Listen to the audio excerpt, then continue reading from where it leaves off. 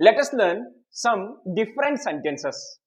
So, before I get started, let me make you understand something like if you want to speak in English, you must have the knowledge of vocabulary, guys. If you don't have knowledge of vocabularies, then you cannot speak English in a perfect manner. तो एक बात आप लोग जान लीजिए, जब तक आपका वोकैबुलरी परफेक्ट नहीं होगा और सेंटेंस स्ट्रक्चर सही नहीं होगा, तब तक आप इंग्लिश में परफेक्ट बात नहीं कर सकते. So today, let us learn some 10 sentences. Along with those 10 sentences, we will learn some vocabularies also. So without any further ado, let's get started. You just pay over hit to this thing. Within 10 or 15 minutes, you will become perfect at these 10 sentences. So let's get started without any further ado, guys. So हमारा पहला sentence है, देखिए जैसे हम बोलते हैं ना, चाहे तुम्हारे कितने भी मुश्किल हालात हो, मैं तुम्हारे साथ रहूंगा. कुछ लोग क्या होते हैं, अच्छे दोस्त होते हैं जो मुश्किल हालात में छोड़कर नहीं भाग जाते. तो अगर मुझे आपको ऐसे बोलना है कि तुम पे कुछ भी मुश्किल आने दो, तुम्हारे कितने भी मुश्किल हालात हो, मैं तुम्हारे साथ रहूंगा, इसको इंग्लिश में कैसे बोलते हैं? Do you have an idea how to tell this thing in English? कि तुम्हारे कितने भी मुश्किल हालात हो, तुम किसी भी डिफिकल्ट सिचुएशन में हो, मैं तुम्हारे साथ रहूंगा, मैं तुम्हें छोड़कर भागूंगा नहीं, मैं तुम्हारे साथ रहूंगा. इसको इंग्लिश में कैसे बोलते हैं? Let us learn, guys. I will stand by you, तो मैं तुम्हारे सपोर्ट के लिए तुम्हारे साथ रहूंगा. स्टैंड बाय का मतलब मैं तुम्हें सपोर्ट करूंगा. I will stand by you through thick and thin बोला जाता है, guys. Through thick and thin, इसका मतलब तुम कितने भी डिफिकल्ट सिचुएशन में हो, मैं तुम्हारे सपोर्ट के लिए खड़ा रहूंगा, मैं तुम्हारे साथ खड़ा रहूंगा सपोर्ट के लिए तुम्हारे मुश्किल हालात में. तो मुश्किल हालात में मतलब क्या होता है? थ्रू थिक एंड थिन, ऐसे बोला जाता है. So let us learn next sentence. देखिए कुछ लोग होते हैं, उन्हें आप कुछ भी बोलिए सॉरी, उन्हें आप कुछ भी बोलिए लेकिन उन्हें कुछ फर्क नहीं गिरता. और कुछ लोग होते हैं जस्ट कुछ भी बोल दो तो उनको कुछ भी छोटी सी बात भी वो दिल पे लगा लेते हैं. लेकिन कुछ लोग होते हैं, उन्हें कुछ भी सीरियसली कुछ भी बोल दो लेकिन फिर भी वो उसको केयर नहीं करते, उस चीज को दिल पे नहीं लेते, कुछ भी बोलने के बाद भी दिल पे नहीं लेते. कुछ लोग इस टाइप के होते हैं. तो उन लोगों को क्या बोला जाता है? कि उन्हें कुछ भी बोलो, उन्हें कुछ फर्क नहीं गिरता, वो दिल पे नहीं लेते. तो उनको, जो लोग कुछ भी बोलने के बाद भी उन्हें कुछ फर्क नहीं पड़ता, वो अब कुछ भी दिल पे नहीं लेते, तो उन लोगों को क्या बोला जाता है? ही is thick skinned. Thick skinned बोला जाता है. Thick skinned. आप उन्हें कुछ भी बोलो, सीरियसली बोलो या कैसे भी बोलो, लेकिन वो लोग दिल पे नहीं लेते. वो लोग कुछ भी बोलने के बाद भी क्या है, कुछ सीरियसली बोले तो भी वो लोग क्या है, बुरा नहीं मानते, वो लोग दिल पे नहीं लेते, दिल को नहीं लगा लेते कुछ भी बात को. उनको बोला जाता है थिक स्किन्ड. Thick skinned. आप बोल सकते हैं कि बेशरम बोल के भी बोल सकते हैं. देखो वो कितना बेशरम है. ही is thick skinned. Thick skinned बोला जाता है, गाइस. रिमेंबर दिस थिंग, ये कुछ एग्जाम में भी आता है. सो नेक्स्ट सेंटेंस है हमारा.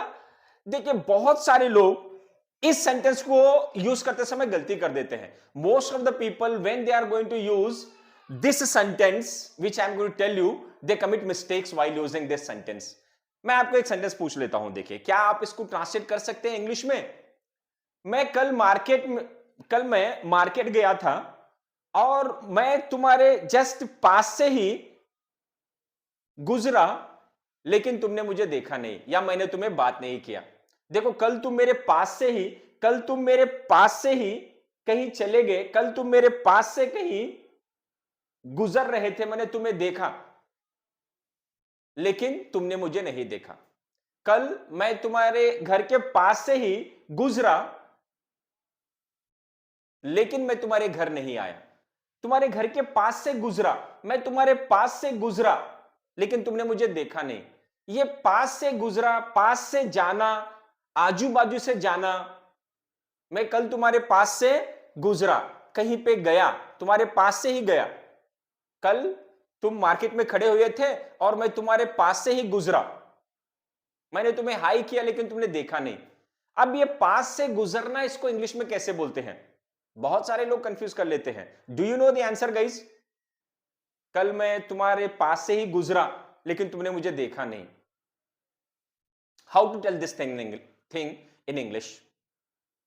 Do you know the answer how to tell this thing in English? कल मैं तुम्हारे पास से ही गुजरा लेकिन तुमने मुझे देखा नहीं। शायद तुम बिजी थे, देखिए, शायद तुम कुछ और सोच में थे, तुम्हारा ध्यान मेरी तरफ नहीं गया। तो सिंपली हमें क्या बोलना है? कल मैं तुम्हारे पास से गुजरा लेकिन तुमने मुझे देखा नहीं। इतना ही बोलना है। क्या आप इसको इंग्लिश में बोल सकते हैं? पास से गुजरना। चलिए सीखते हैं कैसे बोलते हैं। आई वेंट पास्ट। देखिए, पास्ट बोला जाता है, पास्ट। एक होता है भूतकाल, पास्ट टेंस, जो पीछे हो चुका है, पहले हो चुका है, उसको भी पास्ट बोलते हैं। लेकिन और एक पास्ट होता है, उसका मीनिंग होता है नजदीक से, करीब से, ऐसे मीनिंग होता है। देखिए, आई वेंट पास्ट यू। कल मैं तुम्हारे पास से ही चला गया, कल मैं तुम्हारे नजदीक से कहीं चला गया, कल मैं तुम्हारे बाजू से गुजरा कहीं पर, कल मैं तुम्हारे बाजू से ही गुजरा, कल मैं तुम्हारे घर के बाजू से ही चला गया, कल मैं तुम्हारे घर के बाजू से ही गुजरा था। देखिए, आपका घर यहां पे है और मैं वहां पे नजदीक से कहीं जा रहा हूं, घर के पास से कहीं जा रहा हूं, लेकिन घर नहीं आ रहा है। इसका मतलब कल तुम मेरे घर के पास से ही गुजरे थे, मैं तुम्हें आवाज दिया लेकिन तुम सुने नहीं। कल तुम मेरे घर के नजदीक से ही गुजरे, लेकिन मैंने आवाज दिया तुम्हें लेकिन तुमने सुना नहीं। तो नजदीक से गुजरना, उसको बोला जाता है पास्ट। ये मीनिंग आपको पता था क्या गाइस? नजदीक से गुजरना, उसको पास्ट बोला जाता है। आई went past your house yesterday. मैं तुम्हारे घर के करीब से ही गुजरा। मैं कॉलेज गया, तुम्हारे घर के पास से ही, तुम्हारे घर के नजदीक से ही चला गया, वहीं से गुजरा था, अपने कॉलेज को गया। तो नजदीक से गुजरना, उसको पास्ट बोला जाता है। आई वेंट पास्ट यू, तुम्हारे नजदीक से ही गुजरा मैं। देखिए, I went past you. I called you but you did not see me. I think you were busy. मैं तुम्हें आवाज भी दिया लेकिन तुमने सुना नहीं, शायद तुम बिजी थे। तो यहां पे क्या हो गया? I went past you. इसको और एक तरीका भी है बोलना, I went by you. B Y, by भी बोला जाता है। आई वेंट बाय यू, वो भी करीब से गुजरना ही होता है, याद रखिए। Let us learn next sentence guys. देखिए, हमेशा किसी को सपोर्ट देकर उनके साथ रहना, उसको क्या बोला जाता है? Stand by. क्या बोला जाता है? Stand by. यहां पे देखिए, शी स्टूड बाय। ये एक तो यहां पे स्टैंड बाय सपोर्ट हो गया, और एक यहां पे कैसा है देखिए, she stood by the table. अब यहां पे स्टूड बाय बोले तो टेबल को सपोर्ट देना हो जाता है क्या? नहीं, यहां पे बाय का मतलब होता है नजदीक, नियर मीनिंग होता है उसका guys, near. See that person is standing by the gate. By the gate बोले तो गेट के नजदीक। एक बाय का मीनिंग होता है नजदीक। देखिए यहां पे क्या मीनिंग है, she stood by the table. By the table बोले तो टेबल के नजदीक, याद रखिए, नजदीक। She standing by the chair, वो चेयर के नजदीक खड़ी हुई है। She stood by the chair, like that. By का मतलब होता है नजदीक। और एक एग्जांपल देख लेते हैं, और एक नेक्स्ट क्या है सेंटेंस देखिए। ये देखिए गाइस, बहुत सारे लोग ऑन और ऑन टू में कंफ्यूजन कर लेते हैं। Guys, do you know, can I ask you one question guys, that how you guys are going to figure it out, the difference between on and on to? Do you know the answer guys? Because most of the people, they don't know the answer of this question. How you guys are going to figure it out, the difference between on and on to? On and on to में difference क्या होता है? Do you know the answer guys? If you know the answer, you just leave your comment in the comment box. You just drop a comment. in the comment box. Then I'll go through your sentence. If your sentence is correct, it is very good. If your sentence is incorrect, I'll correct your sentence and I will let you know. And I'll give you some explanation on that sentence. So देखिए मेरा question क्या है, on और on to में difference क्या होता है?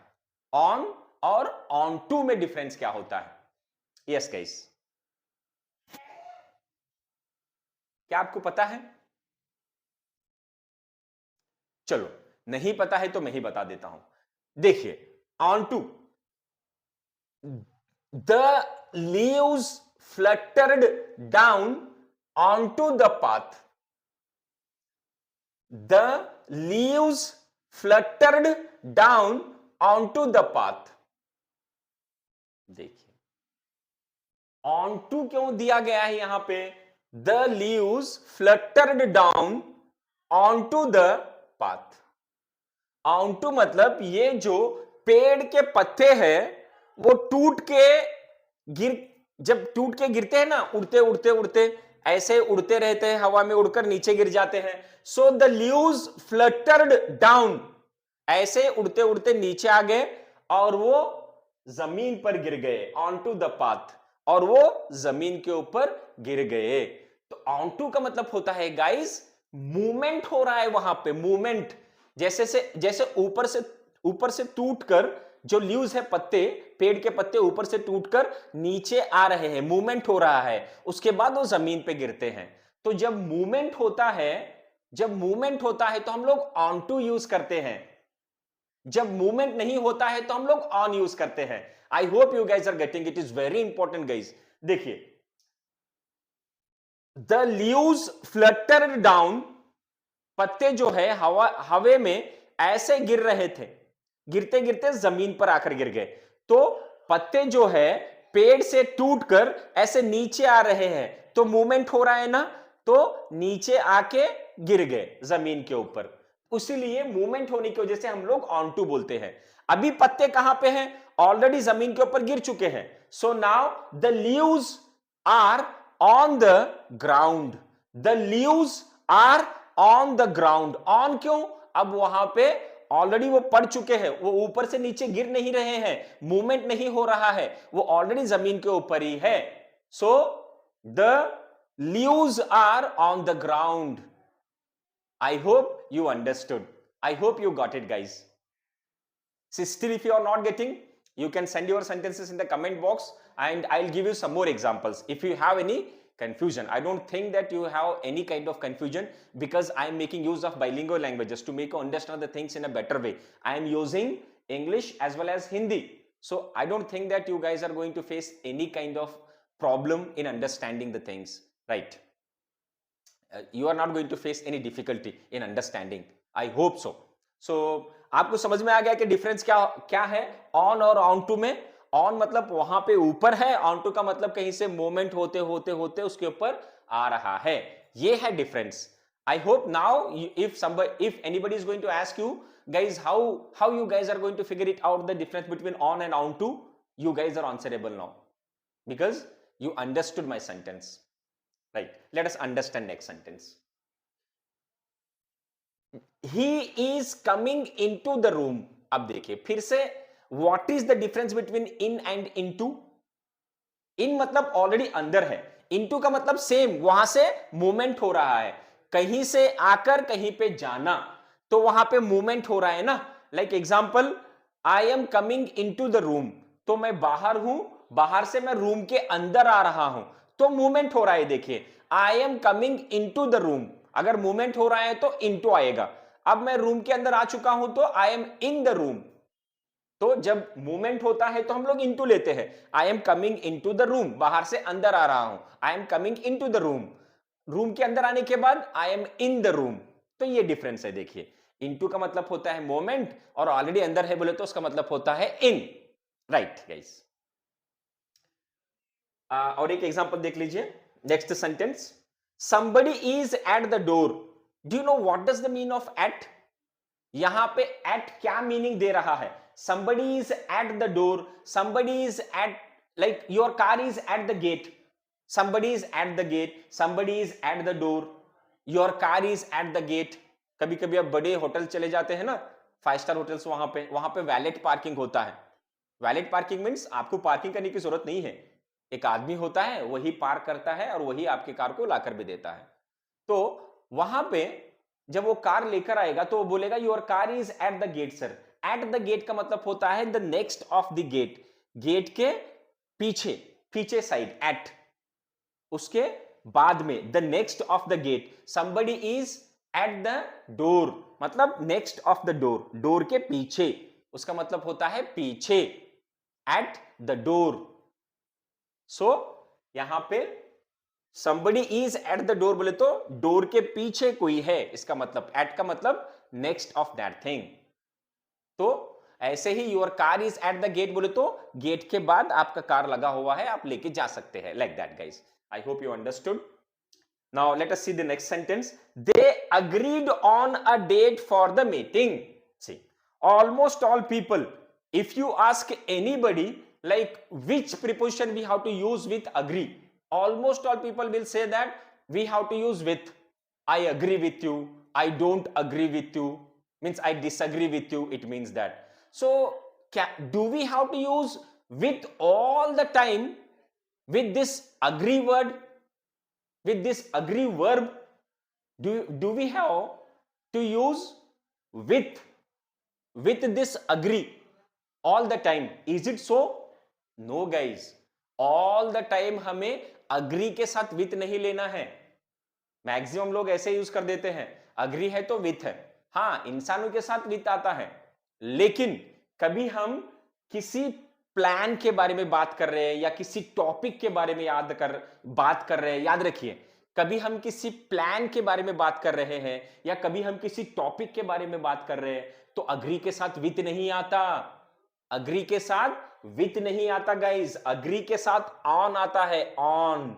याद रखिए, एग्जाम्पल देखिए, they agreed on a date for the meeting।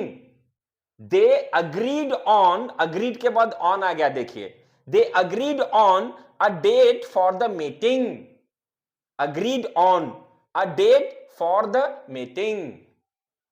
Meeting का जो डेट फिक्स किया गया था उन लोगों ने उस डेट के ऊपर सहमति दे दी।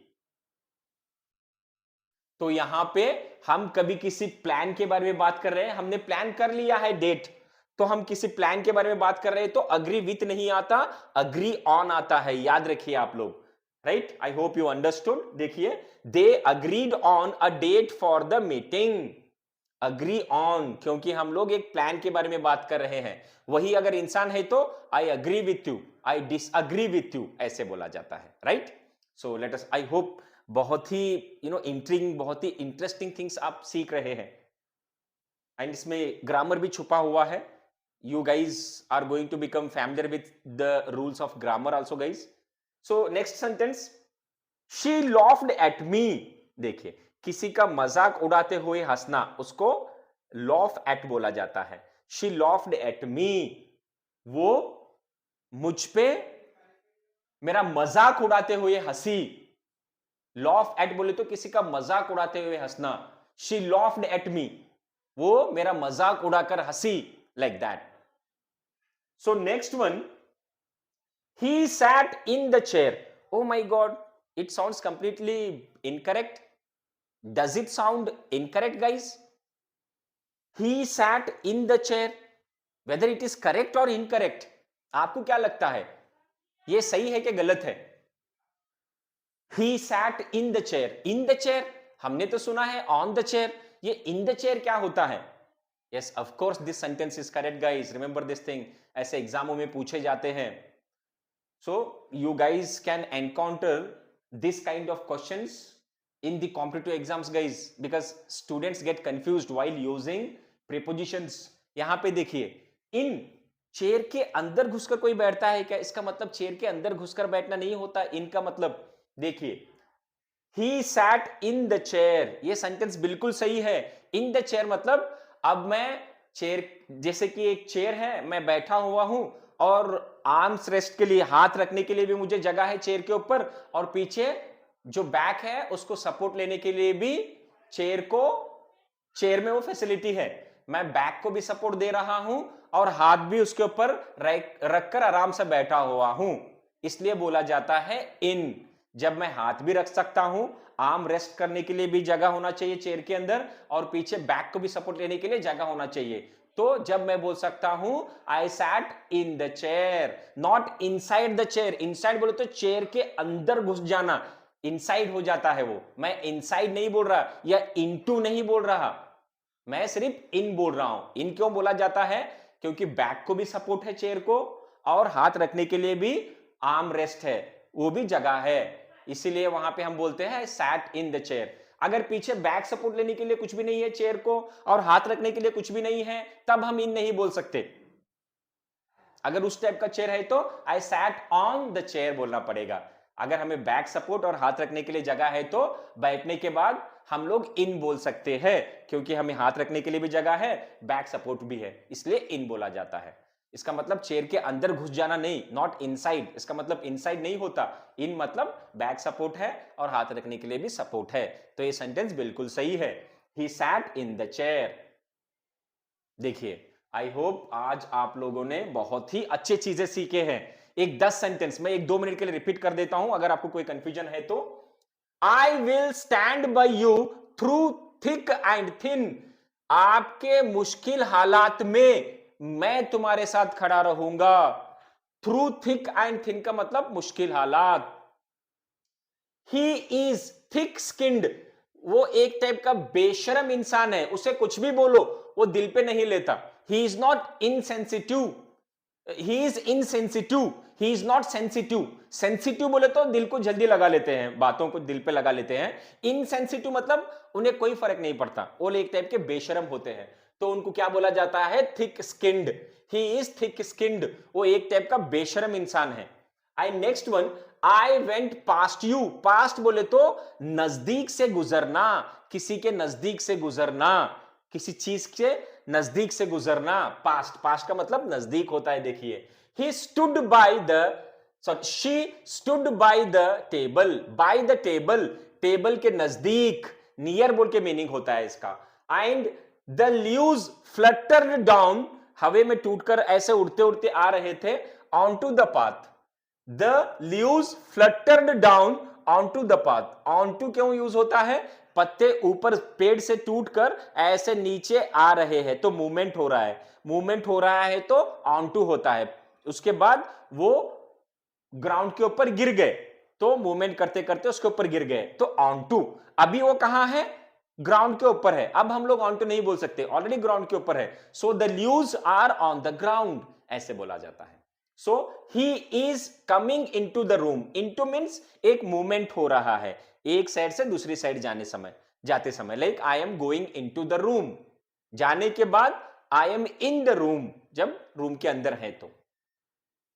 दे अग्रीड ऑन, देखिए ये एक सेंटेंस है ना अभी बाकी। somebody is at the door, at बोले तो the next of the door, door के पीछे। They agreed on a date for the meeting. Agreed on आ गया, देखिए agreed with क्यों नहीं आया? A question arises that agree with आता है ना, agree on क्यों आया? Agree on जब भी हम लोग किसी प्लान के बारे में बात कर रहे हैं या किसी टॉपिक के बारे में बात कर रहे हैं तो agree on होता है, याद रखिए, बहुत इंपॉर्टेंट है। She laughed at me, वो मेरा मजाक उड़ाकर हंसी। देखिए, He sat in the chair. In the chair, ये बिल्कुल सही सेंटेंस है। In the chair मतलब बैक सपोर्ट के लिए भी है और हाथ रखने के लिए भी सपोर्ट है, इसलिए हम लोग इन लगाते हैं। So I hope you understood these 10 best sentences. Still, if you have any confusion, you can leave your comment you can drop your comment in the comment box. And please do subscribe to my channel, guys. Thank you.